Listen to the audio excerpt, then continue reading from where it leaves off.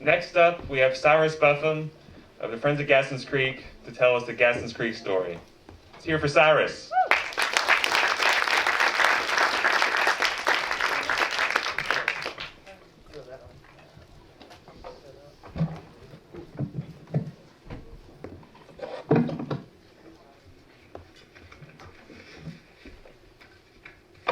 Glad to hear I'm not the only one where this is the first public speaking or public appearance since the start of COVID. So I'm sure there's many others out there where that's the same.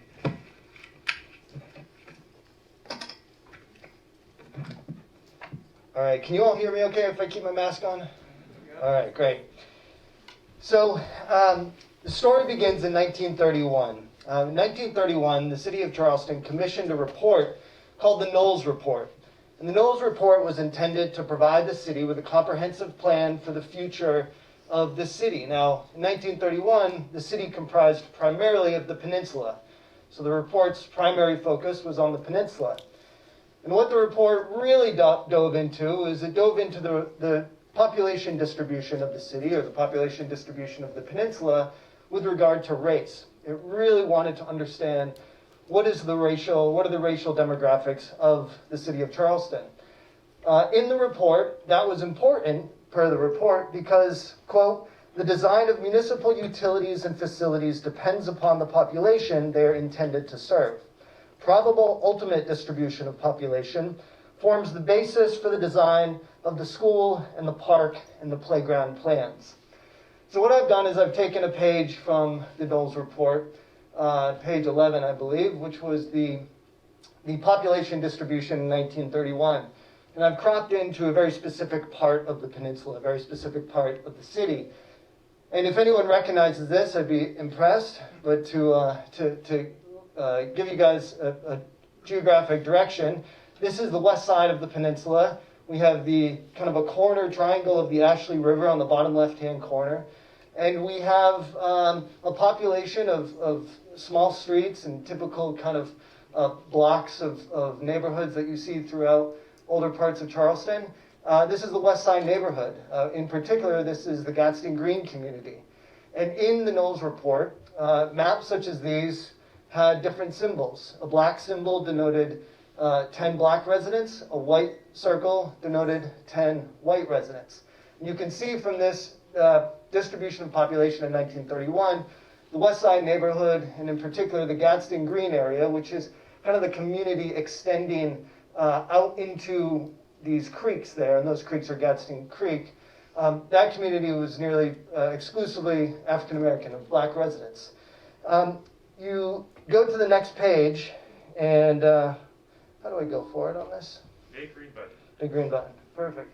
You go to the next page, and this is the ultimate distribution of population. In other words, this is the desired population distribution for the city if the city adopted the vision and the comprehensive planning, the recommendations that were set out in the Knowles Report. And what we see is a pretty stark difference of who is going to actually reside in different parts of this small section of the peninsula. And you could see all that marsh that's pointed out along this left side here, and those two creeks, all of a sudden, fast forward, and they have white circles on top of them. Not only white circles, but white circles that are a lot more spaced out than the black circles in the 1931 slide. And what was shown here is that the intended vision for the ultimate distribution of Charleston is, quote, it is believed that the undeveloped sections adjoining the Ashley River, that would be Gadsden Creek, that would be all that marsh, there was about 100 acres of marsh there, will be reserved as white residence sections by developers through the use of deed restrictions. The carrying out of those portions of the program, this report, that provide for cleaning out existing slum areas will be helpful in promoting the desirable types of residential developments in these sections for which the zoning ordinance and city plan are designed. Now, this is 1931. Surely we've come a long ways from 1931, and we are not following recommendations that were outlined actually exactly 90 years ago. Unfortunately, that's exactly what has happened and what continues to happen.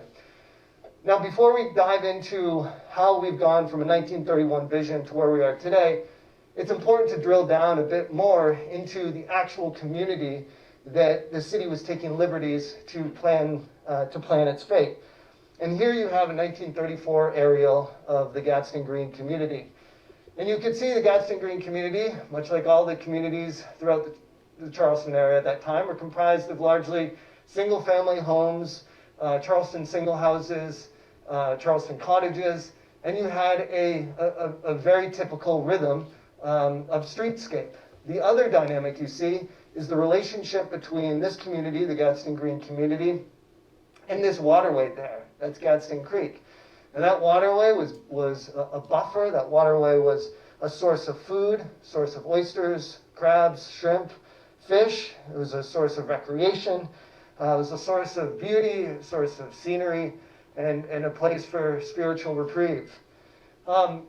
Where that community came from, it's important to really understand kind of the origins, or at least the early recorded origins, of that area that we call Gadsden Green. Gadsden Green gets its name from Thomas N. Gadsden, who was the city's auctioneer in the 19th century, and that is the auctioneer of enslaved peoples. Thomas Gadsden owned this entire section of town. This is overlaid, I believe, by Jared. Maybe, maybe not. If so, thank you, Jared. And you can see the meandering portion of creek there, overlaid on top of a current satellite image. Gadsden Creek got its name from Thomas Gadsden, and Gadsden Green, too, got its name from Thomas Gadsden. After his death, the estate was subdivided, the lots were subdivided, and from 1852 to the late 1800s, these lots were sold and subsequently developed. This is a postcard that was found by Dr. Nick Butler at the Charleston County Public Library, depicting a baptism in what's noted as Gadsden Green, 1867. In 1872, this is an important year just because we begin to see a snapshot of land use and how this area was used by not just residences, but more importantly, in this era, by industrial activity. And we can see a pattern that exists today. If you go to any part of any place within the United States, oftentimes you see a direct adjacency between marginalized communities and industrial pollutant-ridden activities. And it was no different in 1872. We can see that there was this blending of residences and residential use. Unfortunately, we have the tragic story in the bottom left-hand corner of a young boy drowning in Gadsden Creek.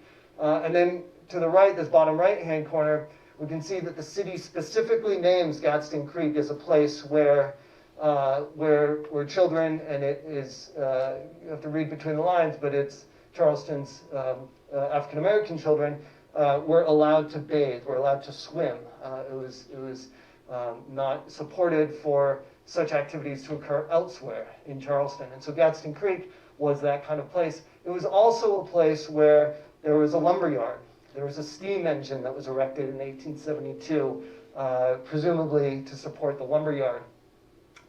And we can see here that this mixing of residential use and industrial use kind of reached a peak in the late 1800s, early 1900s, and that's specifically with an activity known as Butchertown. And Butchertown was referred to the section of town, and there were several different Butchertowns throughout Charleston's history, but Butchertown refers to the part of Charleston where the abattoirs, where the slaughterhouses existed, and they typically always existed on the banks of a creek or on the banks of a river, and that was to ensure that the tidal power of that waterway could actually help to bring all of the refuse from the slaughterhouses out down the river into the harbor and out into the ocean, presumably.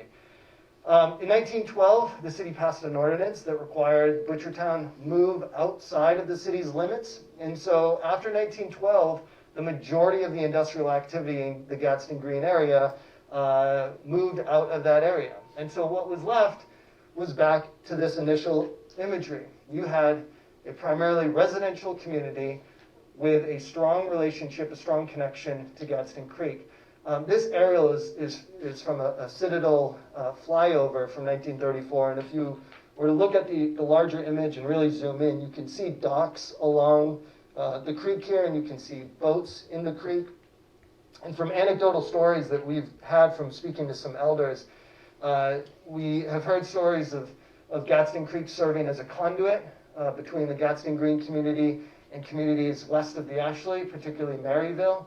We've also heard stories, I think this one may be a bit embellished, of some of the elders crabbing outside of the window of a second floor home. I think that might be a bit of a hyperbole, but you can see there is a strong connection, no doubt.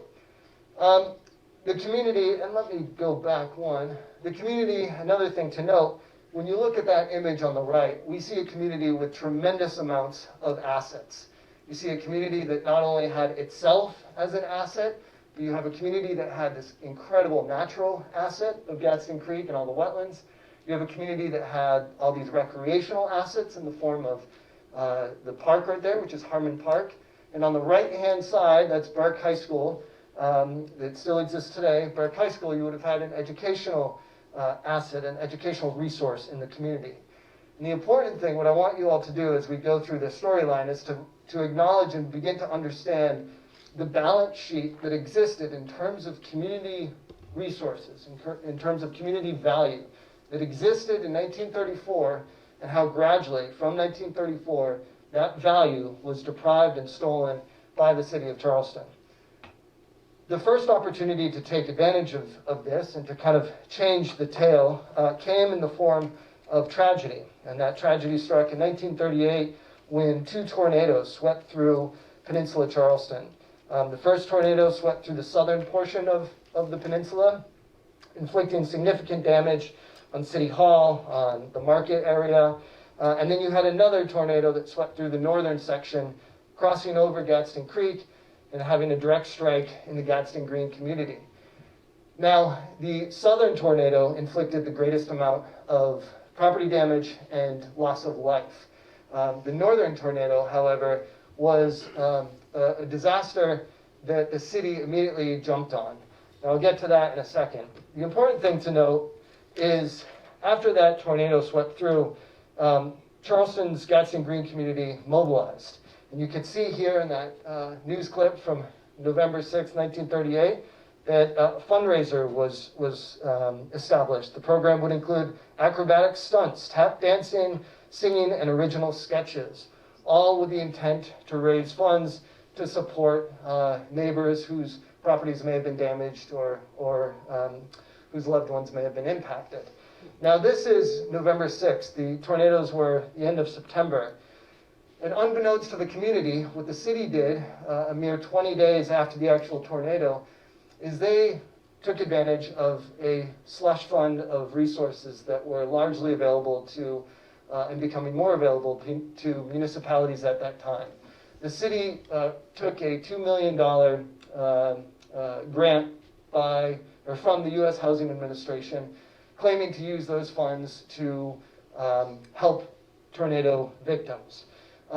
That plan ultimately was a plan that falls directly in line with a long history of redlining, a long history of slum clearance, and a long history of, quote, urban renewal. Now remember, going back to the 1931 Knowles report, that report said, quote, the judicious use of the power to remove buildings, unsightly buildings, would not only eliminate eyesores and dangerous spots from the city, but might be made an effective instrument for promoting the conversion of slum areas into more desirable types of development.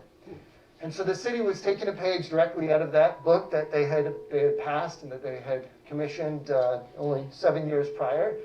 And they seized on that opportunity, but it would be a year and a half later before at least we found record of of the residents of the Gadsden Green area becoming aware of the city's plans and what they wanted to do with that $2 million. This is the letter that we found in the city's archives, signed by 39 residents of Gadsden Green. And this letter is very important because as soon as the plan for the city to deem all of Gadsden Green as a slum, it opened up the door for the city to seize private property, to demolish private property, and to build in its place segregated public housing. And you can see here some very clear protests from these residents. Protest number 1 is this area is not a slum district. Protest number 2 is 75% of our community owns our homes. 3 is greater than 80% of the homes are in good repair, meaning there's no need to demolish. This is a thriving neighborhood, and these buildings are in good repair. And number 4, quote, this is the largest group of colored property owners in any single area in the city of Charleston. And to me, that is the most damning, because what the author and the petitioners go on to say, which I think is the most compelling and piece that has the greatest forethought, is that with most of our earning power on the wane, we will not be able to go out and face the world again trying to buy homes with sacrifices and privations that we once suffered. If we give another thought to this situation, there is not another single area in Charleston available to colored people where so large a group can purchase or build homes, etc., etc. And what was being referenced here? What was being referenced is this. This is actually the property that I live in. In doing research on my own property, I found that before the house that I live in was built, this was put on the property as a restrictive covenant. And you can see here, that first point in the middle, none of the said lots above described shall be sold, devised, mortgaged, donated, rented, or otherwise disposed of to any person or persons of African descent. This is a very common restrictive covenant that we will find if anyone digs deep enough in Charleston's property records. The very home that you live in may have something very similar to this that was put on it. And so limited housing stock, limited opportunities, the proposal by the city to take private property, all of that was setting this tight-knit community up for generational challenges. Despite that, the city moved forward, despite the protest and despite the overwhelming objection. The city moved forward, and you can see here, this is an advertisement that you see whole houses for sale. Whole houses must be sold this week, tongue and groove, flooring, etc. In total, 71 homes were demolished by the city of Charleston, of Gadsden Green residents, totaling to 75 individual properties. And these are lives. These are individuals who had property. These are individuals that were building generational wealth. And just like that, the city of Charleston, in accordance with the visions set forth in that 1931 document there, saw that progress looked different in their eyes than it did for our neighbors and our residents. And so what was done is the Gadsden Green homes that exist today were built in the place of that community. And overnight, nearly, you had a dynamic whereby residents of Gadsden Green went from owning their own properties, building generational wealth, to now residents who are in a power dynamic of tenant-landlord dynamic with the housing authority. The 1940s were a bit tumultuous with World War II. You could see that through this all, there were additional efforts by the city of Charleston to restrict access to shared amenities, such as the practice site next to Harmon Field.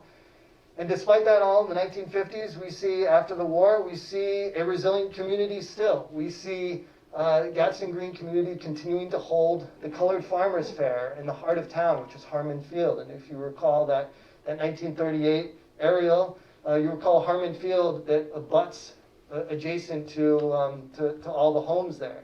And you see the swimming pool on Harmon Field, and this is a plat from 1955, and you can really see the relationship between Harmon Field. The small squares on the field are the fairground buildings. And then you can see Gadsden Creek. And this is a great image of two gentlemen that were showing off their cattle at the agricultural fair. And despite that, there is a vision to maintain, right? That 1931 plan for the ultimate distribution of the west side of Charleston along the banks of the Ashley River. There is a vision to and a promise to keep, right?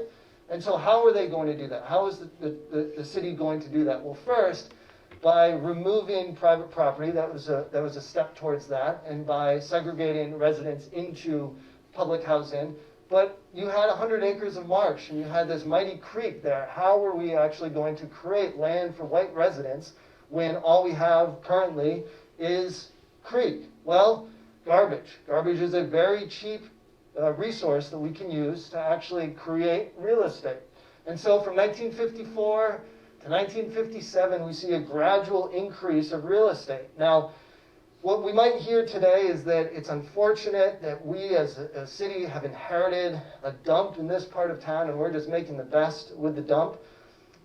The dump and garbage, that was a means to create real estate. And you can even see that in some speeches that the mayor in the 1950s gave. And you can see this top one. The city has, during the present administration, created at the foot of Fishburne Street 22 acres of land, going on to appraise that acreage at $500,000. And then goes on to say, as any businessman listening to me tonight knows, that is as good as gold, just like money in the bank. We are reclaiming, the second quote, more than 100 acres of marshland in the area between Spring Street and the Citadel on the Ashley River waterfront. Numerous suggestions have been made as to the use to which these properties should be put, etc., etc.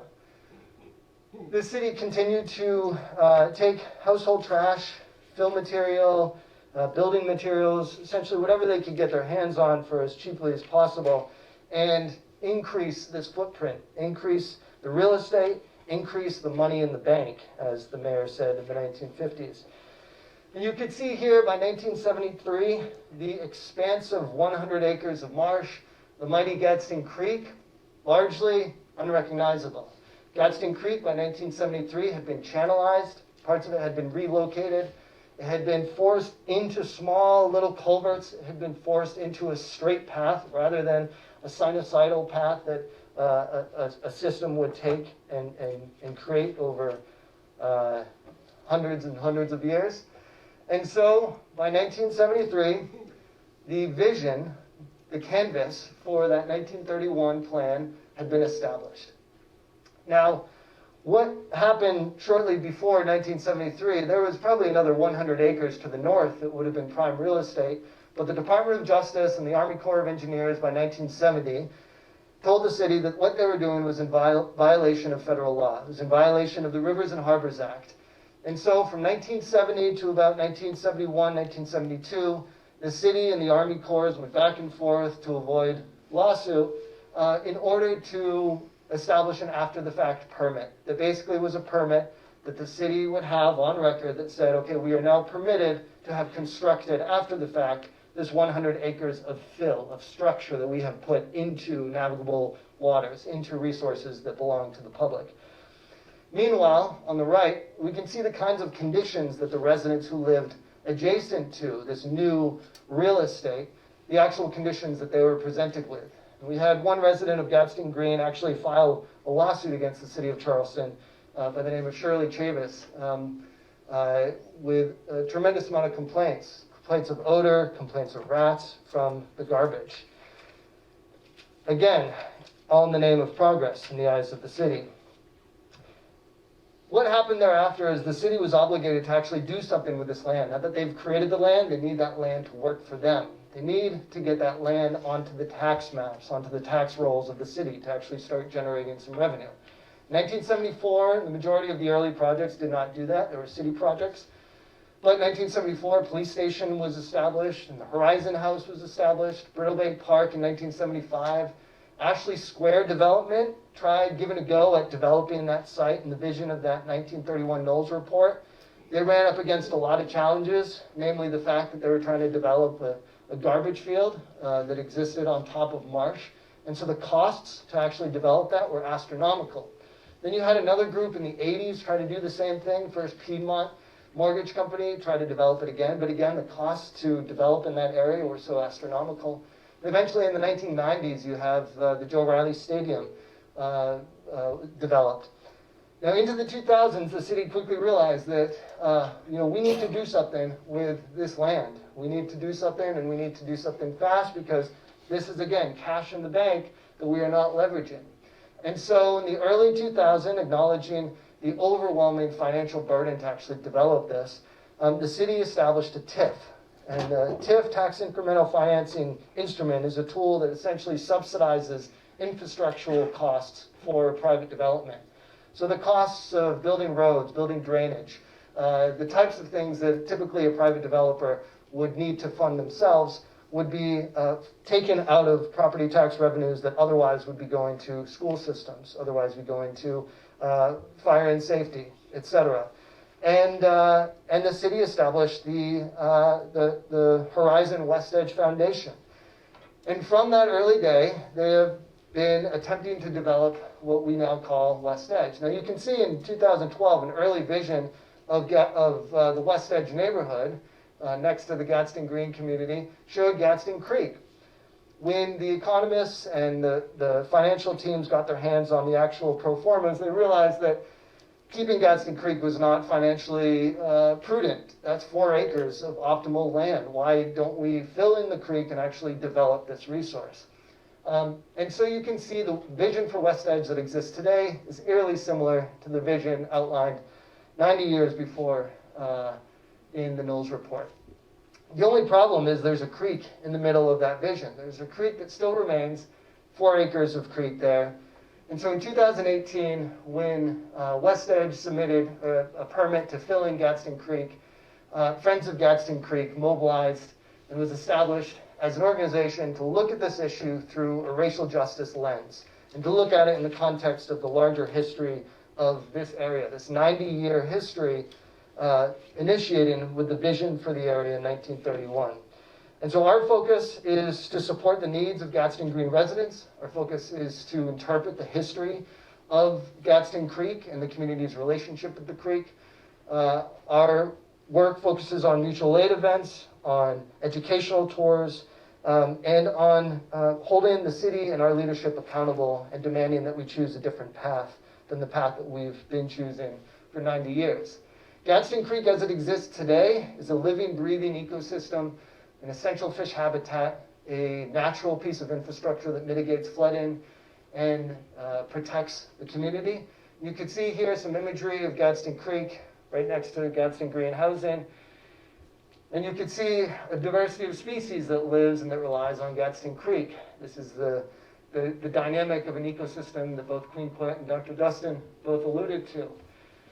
And you can also see that Gadsden Creek hasn't gone anywhere. Despite the city's intentions to put roads and to put garbage and to put fill in and around the floodplain of Gadsden Creek, it is still here. So what does any of this have to do with climate change? Climate change ultimately is an equity issue. And when you look at the issue of Gadsden Creek and the history of Gadsden Creek, we recognize that what we as a city have created is a disproportionate impact for marginalized communities in the face of climate change. The images of flooding and the challenges facing Gadsden Creek are not derived from climate change, nor are they derived from sea level rise. They are derived by inept policies, greed, hubris, and bigotry. And so what we as an organization are challenging is that the city take a different path. This is a very interesting journal that was published in last year by Dr. Buchanan and others. And it looked at the actual vulnerability of public housing and particularly affordable housing in the face of sea level rise. And a couple of quick facts from this report says that Charleston, and we're talking about every single city that was looked at in the United States, Charleston is ranked number 9 in terms of the most vulnerable for the most threatened affordable housing units. Number 9, and that's after cities in New York, New Jersey, and Massachusetts. The only other city that's not in the metropolitan area of New York, Massachusetts, and New Jersey is Norfolk, Virginia, and then Charleston as number 9. Charleston will experience a 546% increase in exposure of affordable housing units to sea level rise from the year 2000 to 2050. And so when we look at the issue of Gadsden Creek, a microcosm of an issue compared to the large-scale macrocosm of issues that Dr. Dustin laid out, we can see that Gadsden Creek is an opportunity for us to acknowledge the harms and the damages done over the past 90 plus years. The important thing that we feel we must do in addressing climate change is to build resilience. And building resilience does not come in the form of concrete. Building resilience comes in the form of repairing damage to our natural systems and repairing damage done to our communities that are going to be most vulnerable and most at risk because of circumstances that we have created. Thank you very much, and appreciate your time.